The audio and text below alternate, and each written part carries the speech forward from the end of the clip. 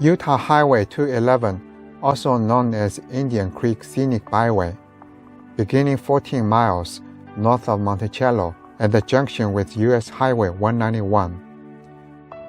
The route crosses a high sage plain before plunging through a series of tight turns to Newspaper Rock Recreation Site. Newspaper Rock is covered with petroglyphs, inscribed by the people who inhabited this area hundreds of years ago. From this point, Indian Creek Scenic Byway traverses beautiful Indian Creek Canyon. The road continues 23 miles to the Needles district of Canyonlands National Park. Driving down Indian Creek Corridor Scenic Byway en route to the Needles district, I kept having to pull over to admire the scenery. I was mesmerized by the majestic red rock cliffs rising distinctively from the desert and soaring into the blue sky. When you make a turn, you will see an array of colorful mesas and buttes sculpted by wind and water for millions of years, dotted with bushes, trees, and grasslands. The whole experience of driving through this open land is a visual feast and absolutely captivating.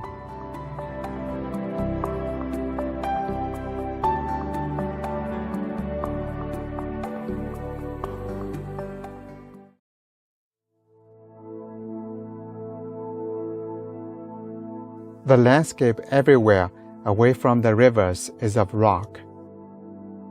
Cliffs of rock, tables of rock, plateaus of rock, terraces of rock, cracks of rock.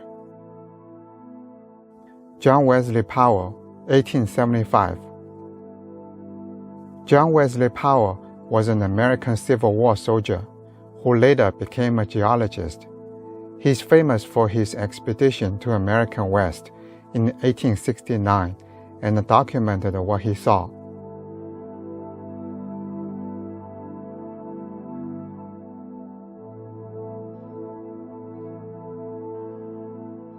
As Powell noted, Canyonland's dominant landscape is of bare rock, with the heavens for a ceiling.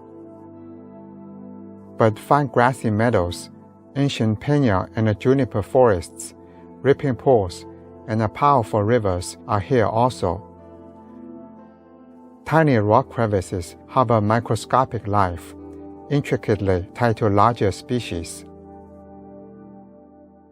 The first humans known to visit Canyonlands were Paleo-Indians, who searched for large game animals and edible plants as long as 10,000 years ago.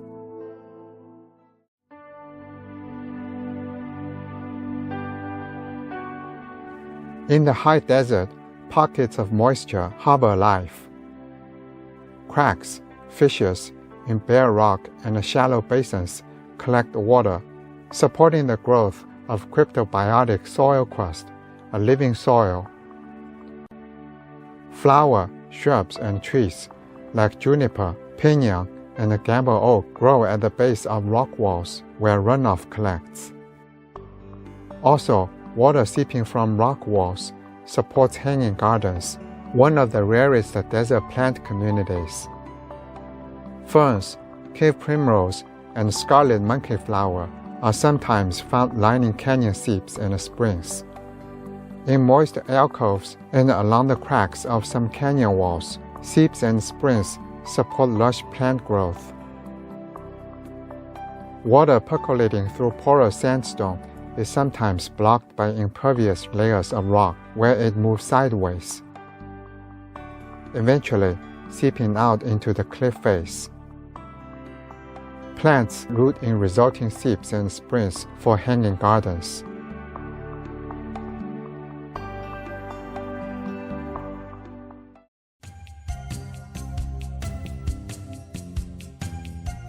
Over hundreds of millions of years, this area has undergone some dramatic changes as the North American continent slowly drifted away from the equator.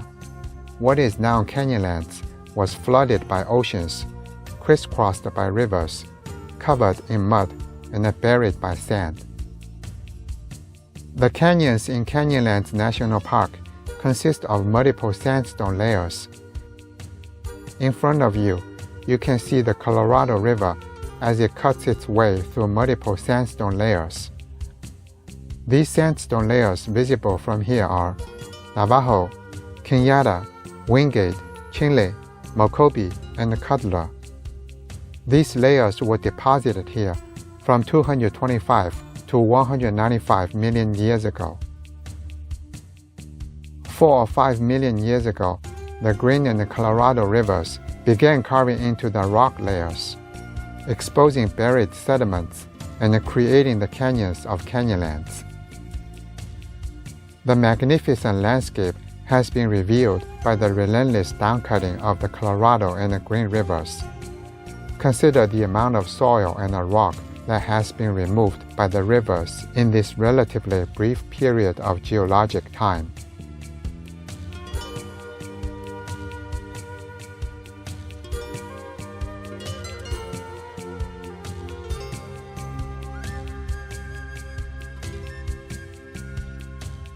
Nature has a way to nourish our body and soul.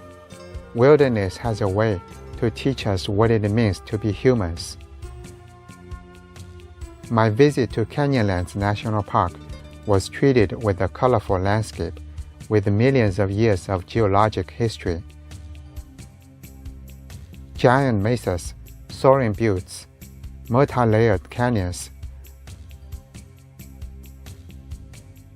The mighty Colorado River not only showcased the extraordinary beauty of American Southwest, but also tells stories about the history and culture of the ancestors once lived on this land.